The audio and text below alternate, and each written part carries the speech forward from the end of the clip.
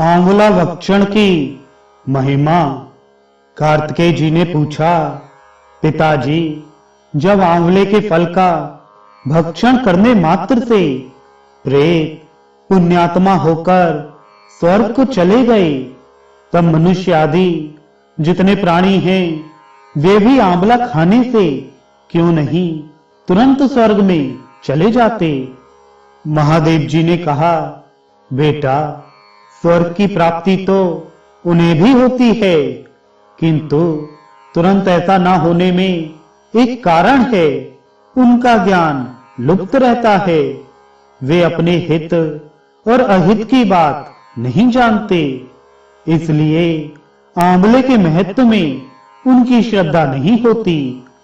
जिस घर की मालकिन सहज ही काबू में ना आने वाली पवित्रता और संयम से रहे, गुरुजनों द्वारा निकाली हुई तथा दुराचारणी होती है, वहां प्रेत रहा करते हैं। जो कुल और जात से नीच, बल और उत्साह से रहित, बहरे, दुर्बल और दीन हैं, वे कर्म जनित पिशाच हैं।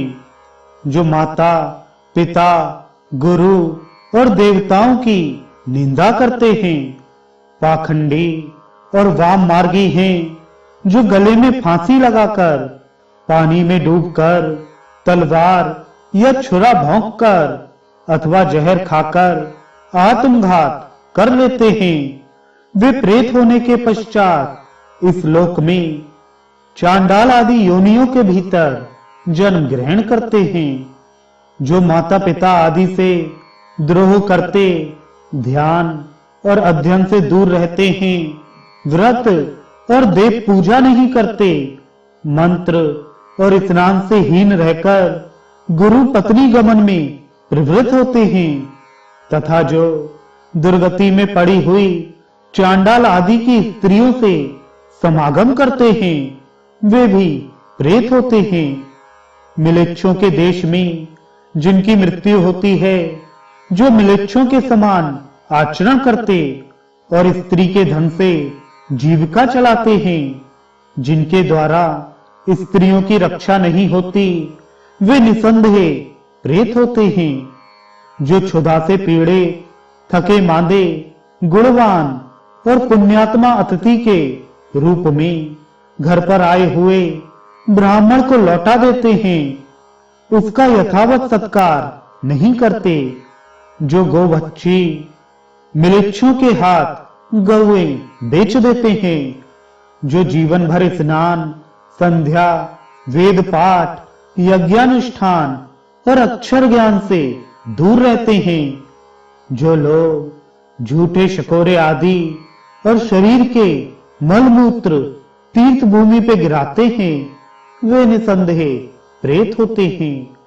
जो स्त्रियां पति का परित्याग करके दूसरे लोगों के साथ रहती हैं, वे चिरकाल तक प्रेत लोक में निवास करने के पश्चात चांडाल योनि में जन्म लेती हैं। जो विषय और इंद्रियों से मोहित होकर पति को धोखा देकर स्वयं मिठाइयां उड़ाती हैं, वे पापाचारणी स्त्रियां चिरकाल तक इस पृथ्वी पर प्रेत होती हैं।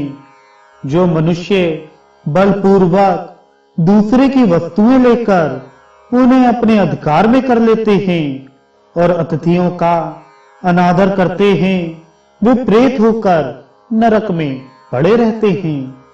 इसलिए जो आंवला खाकर उसके रस से स्नान करते हैं, वे सब पापों से मुक्त होकर विष्णु लोक में प्रतिष्ठित होते हैं। अतः सब प्रकार से प्रयत्न करके तुम आंवले के कल्याणमय फल का सेवन करो।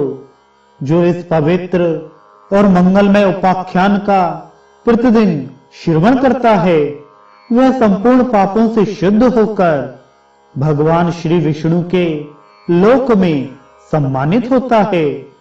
जो सदा ही लोगों में, विशेषतः वैष्णवों में आंवले के महात्म्य का श्रवण कराता है, वह भगवान श्री विष्णु के सायुज्य को प्राप्त होता है।